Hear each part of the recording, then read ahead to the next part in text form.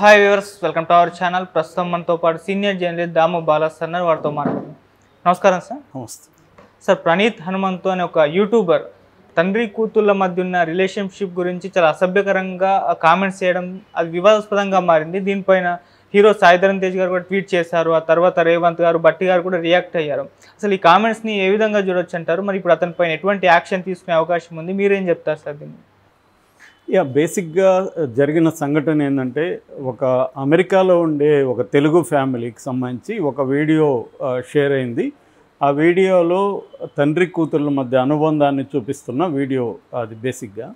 So ఆ video మీద ప్రణీత్ హనుమంతు అనే ఒక యూట్యూబర్ రోస్ట్ వీడియోస్ చేస్తుంటాడు. రోస్టెడ్ వీడియోస్ అంటే వేరే వాళ్ళని విమర్శించడం, సరదాగా కామెంట్ చేయడం, అట్లాగే డార్క్ కామెడీ అంటారు. మామూలుగా మనకి డార్క్ కామెడీలు ఏంటంటే లైఫ్లో ఉండే అనేక అబ్సర్డిటీస్ కావచ్చు, లేకపోతే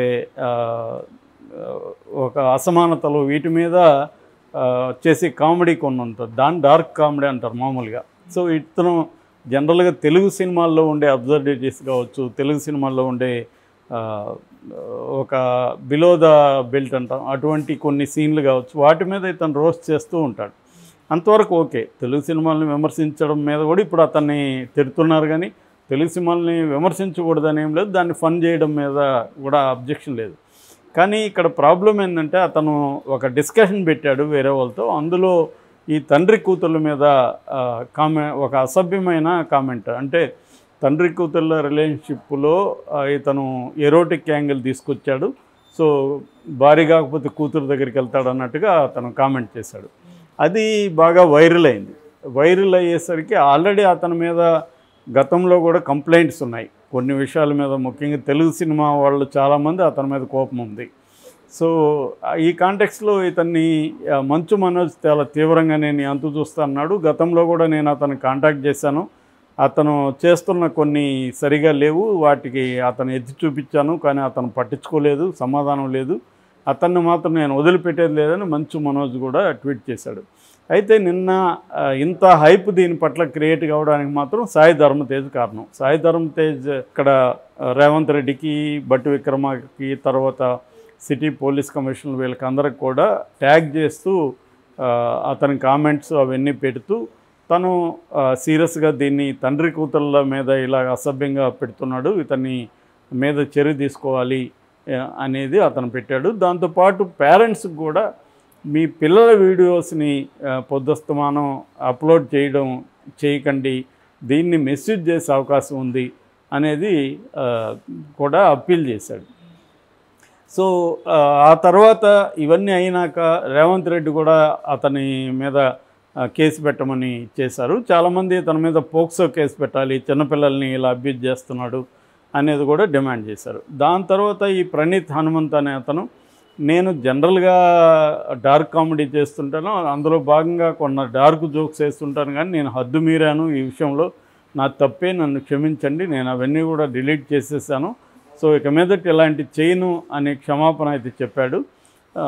సో పైగా అతను మామూలు వ్యక్తి కూడా కాదు, వాళ్ళ నాన్న senior IAS officer Arun Kumar అని, శ్రీకాకుళం. తను ఇంతకుముందు అనేక జిల్లాల కలెక్టర్గా పనిచేశాడు, గవర్నమెంట్లో కూడా వివిధ హోదాల్లో అతను పనిచేశాడు. సో ఒక బాధ్యతాయుతమైన ఐఏఎస్ ఆఫీసర్ కొడుకుగా ఉండి యూట్యూబర్గా ఉంటూ ఇలాంటి కామెంట్లు చేయడం ఏంటనేది కూడా చాలామంది విమర్శిస్తున్నారు.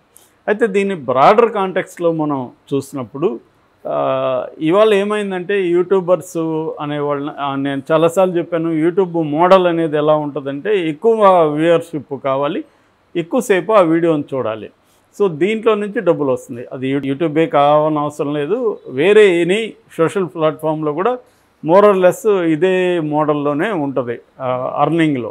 అందుకని ఎక్కువ మంది ఏం చేస్తుంటారంటే, వ్యూయర్స్ని ఎక్కువ అట్రాక్ట్ చేయడం కోసం ఒక్కోసారి ఎక్స్ట్రీమ్గా వెళ్ళడం, సెన్సేషనల్గా ఉండడానికి ట్రై చేయడం, అది చేస్తున్నారు. దీనివల్ల ఒక్కొక్కసారి ఇబ్బందులు వస్తున్నాయి. ముఖ్యంగా ఏంటంటే, సెలబ్రిటీలు కావచ్చు, లేకపోతే వ్యక్తుల ప్రైవేటు వ్యవహారాలన్నింటినీ కూడా వీళ్ళు వాటిని లేనిపోని సృష్టించడం. చివరికి కొన్ని యూట్యూబ్ ఛానల్ ఎలాగ వెళ్ళిపోయినాయంటే, ప్రముఖులకి యాక్సిడెంట్లు అయినట్టుగా చెప్పేయడం, చనిపోయినట్టు కూడా చెప్పేయడం, ఇప్పుడు మహేష్ బాబు ఎన్టీఆర్కు యాక్సిడెంట్, తీవ్రమైన యాక్సిడెంట్ అని పెట్టేయడం, ఈ స్థాయిలో ఉంటున్నాయి. అట్లాగే లేని విడాకుల రూమర్స్ క్రియేట్ చేయడం. ఆ మధ్య కూడా శ్రీకాంత్ వాపోయాడు, నాకు నా భార్యకి గొడవలు పెట్టి విడాకులు కూడా ఇచ్చేశారు వీళ్ళే అనేసి.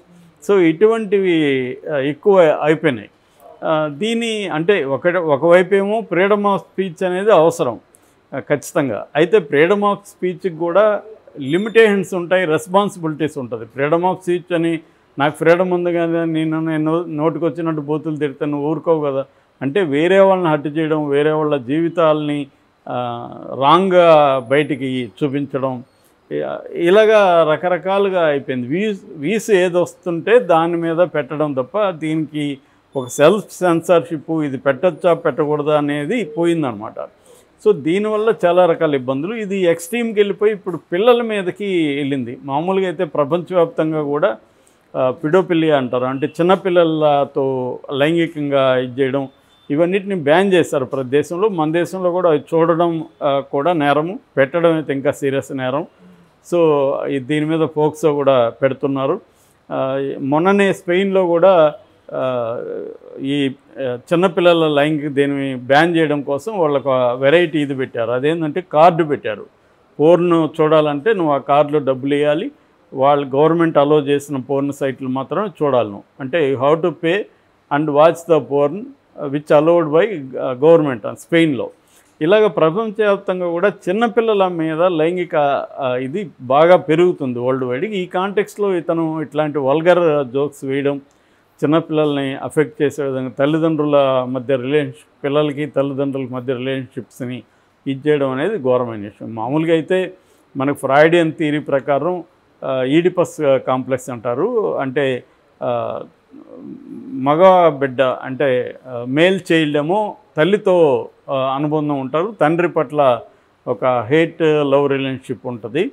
సో దాన్ని ఎలక్ట్రా కాంప్లెక్స్ అని తర్వాత యాడ్ చేశారు. ఆడబిడ్డకేమో తండ్రి పట్ల ఇష్టం ఉంటుంది. సో తండ్రి ఫస్ట్ హీరోలాగా ఫీల్ అవుతారు, తండ్రితో వాళ్ళు క్లోజ్గా ఉంటారు. ఇది వెరీ మనం డైలీ లైఫ్లో కూడా చూస్తున్నాం.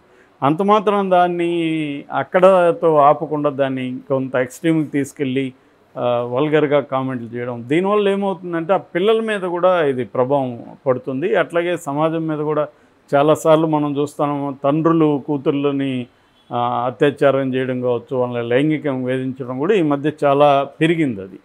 సో ఈ మధ్యన మనం చూసాం, కూతురు ఇక్కడ చంపేసేవాడు కూడా అతను తీసుకెళ్ళి ఎక్కువ పోర్ను చూడడం వల్ల అతనికి ఏంటంటే ఆ మైండ్ అంతా బాగా డిస్టర్బ్ అయిపోయింది. దాన్ని చిన్న బిడ్డ, నిజానికి ఆ కూతురు 10-12 ఏళ్ళు ఉంటాయి ఆ పాపకి. ఆ పాప మీద తను చూసిన లైంగిక ఇదంతా కూడా ప్రయోగిద్దామని తీసుకెళ్ళి అతను పొదల్లోకి తీసుకెళ్ళి ఆ అమ్మాయిని చేయడానికి ట్రై చేస్తే అమ్మాయి గట్టి కేకలు వేయడంతో భయపడి అమ్మాయిని చంపేశాడు. సో ఇలాగా సంఘటనలు ఇవాళ పెరుగుతుంది. ఈ లార్జ్ కాంటెక్స్ట్లో ఏంటంటే ఇది ఖచ్చితంగా ఈ ప్రణీత్ హనుమంతు సంబంధించి ఈయన సాయిధర్మ తేజ్ పెట్టింది చాలా ఖచ్చితంగా అప్రిషియేట్ చేయాలి. దీన్ని సీరియస్గానే తీసుకోవాలి. అయితే మనకున్న గవర్నమెంట్స్కి ఉండే ఒక డబుల్ స్టాండర్డ్స్ ఉంటాయి. ఒకవైపు ఏమో విచ్చలవిడిగా వదిలేస్తారు అన్ని సైట్లని, రెండో వైపు ఏమో రిస్ట్రిక్షన్స్ ఇలాంటివి పెట్టడానికి ట్రై చేస్తారు. ఓకే. సో ఇది ఎందుకంటే ఇప్పుడు పోర్ను చూసే ప్రతి ఒక్కరికి మెచ్యూరిటీ ఉండడం, దాన్ని చూసి వాడు పర్సనల్గా ఎంజాయ్ చేయడం వరకు అయితే ఓకే, అబ్జెక్షన్ లేదు. కానీ దాని ప్రభావం సమాజంలో పడడం, అత్యాచారాలు పెరగడం, ఇది ఆందోళనకరమైన విషయం. ఇది మన దేశానికి సంబంధించింది, ప్రపంచవ్యాప్తంగా కూడా ఉందన్నమాట. దీన్ని సీరియస్గా అయితే తీసుకున్నారు. ఇప్పుడు అతను క్షమాపణ చెప్పినా కూడా సరిపోదని చెప్పి అతని మీద కేసు అయితే పెట్టే అవకాశం కనిపిస్తుంది. సో దీని నుంచి ఏంటంటే ఇప్పుడు ఇది ప్రణీత్ హనుమంతుకి సంబంధించిన విషయమే కాదు, ఇది చాలా వైడర్ అండ్ బిగ్గర్ ప్రాబ్లం.